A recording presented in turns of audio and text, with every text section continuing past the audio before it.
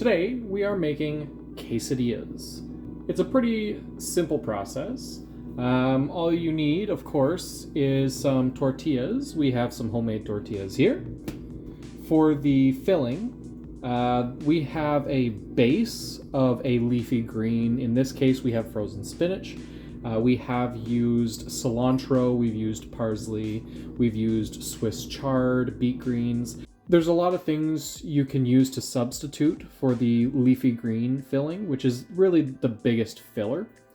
Also, you need an onion and a pepper. A lot of these ingredients are optional. You can, substitute, you can omit, you can add whatever you like. You could throw in mushrooms, you could throw in whatever protein you want. This is very much a highly customizable dish. It's really great if you have just a few things on hand in your fridge and you're not entirely sure what to do with them. And in terms of seasoning, we're going to be doing our homemade taco seasoning today. But you can definitely add seasonings like a Cajun seasoning, fajita seasoning, and of course, taco seasoning. We also have recipes up for both the homemade flour tortillas and the taco spice. So if you're not sure how to make those and you're interested, feel free to check out our description. We've got them linked below. Of course, we're going to be adding salt into the recipe. And then once everything is getting thrown together, we're going to have cheese. Today we have some cheddar and some mozzarella cheese. Generally we just have cheddar, but we are running a little low, so we're going to supplement it a little bit with mozzarella today. Also, we really like cheese, so we're a little heavy-handed with the cheese. You don't need to add as much as we do, and you can use pretty much whatever cheese you have on hand. So we've also used feta in these quesadillas, and they're quite tasty. While the heat on the stove is still off, I'm going to throw in some oil. This is to make our sauté.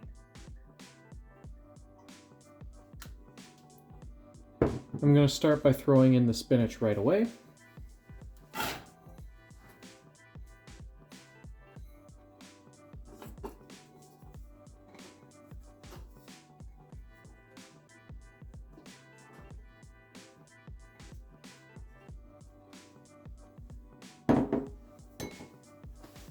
And of course, wash your vegetables. Okay, so what we want to do is get all of the ingredients into the sauté pan, and then we're going to turn on the sauté pan.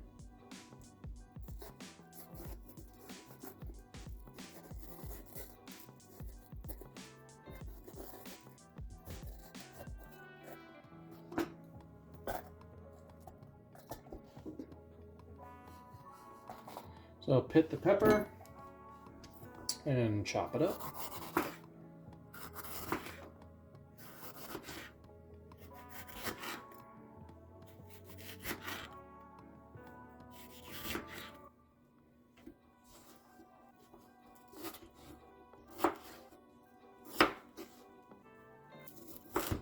You do want a little bit of a finer chop on these ingredients because they're going on a quesadilla. So if it's a finer chop, things will bind together much better while in the tortilla.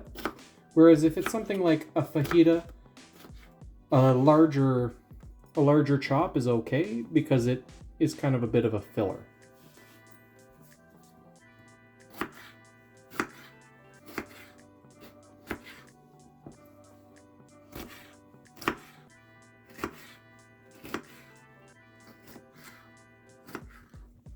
Okay, I'll throw this right into the pan.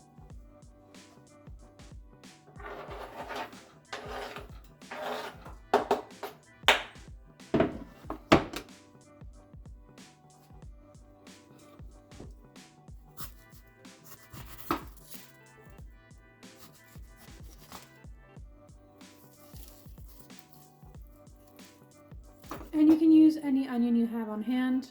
It doesn't need to be this much onion either. We just like our onion and our garlic quite a bit. All right, let's throw this directly into the pan.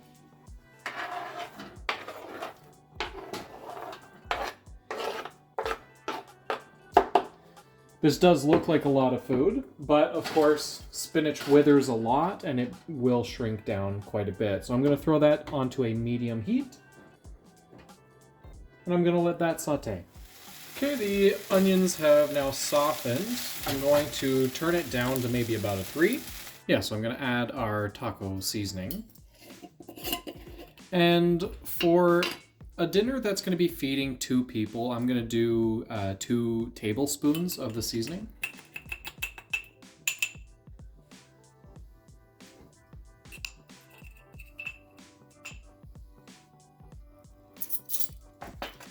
I'm going to mix that right in.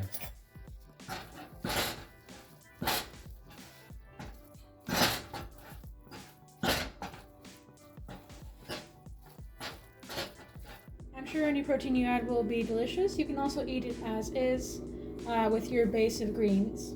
So this is now ready to go. I'm actually going to turn it off for now. Now that our saute is finished and off the heat, we're going to shred the cheese of our choice. Keep in mind, pre-shredding the cheese is important because the next step in the cooking process is very fast-paced, so you want it pre-shredded. It'll help melt everything faster. And actually a good budget tip is that block cheese is always going to be more affordable than the pre-shredded cheese. It takes a little bit of effort to shred it, but not too much time.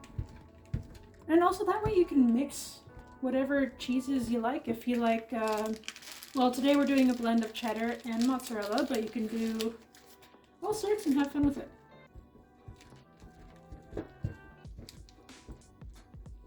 And we are going to use the entirety of this block.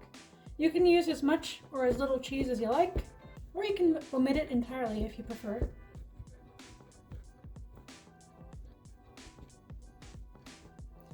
Here at Cheap and Cheery, we're all about using what you have. And a good rule of thumb when you're hand grating something like this with a box grater is to stop more or less when you have the width of your thumb, just so that way you don't accidentally cut yourself on any of the blades. And you get a little treat.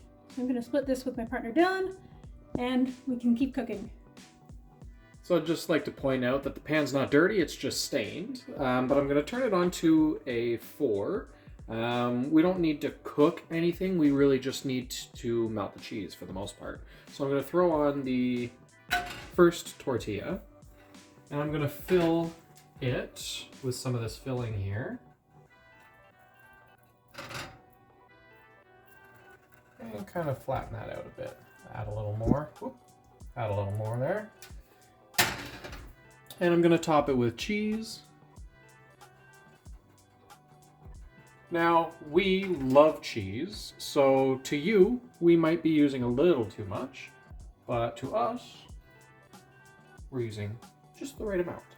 And I'll even throw in a little mozzarella on this one. And that's also part of the fun of learning to cook your own food. You can make it exactly the way that you like it. And just as if it's a sandwich, I'm just going to top it with another tortilla and give it a little bit of pressure to flatten it out there. And this is just going to cook for a few seconds, really, and then I'm going to flip it around. And then when I flip it around, that's specifically to melt the cheese.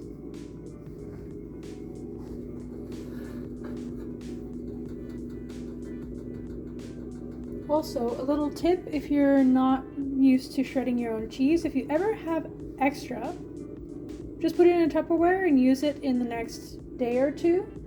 You can add it in sandwiches just the way that you would sliced cheese.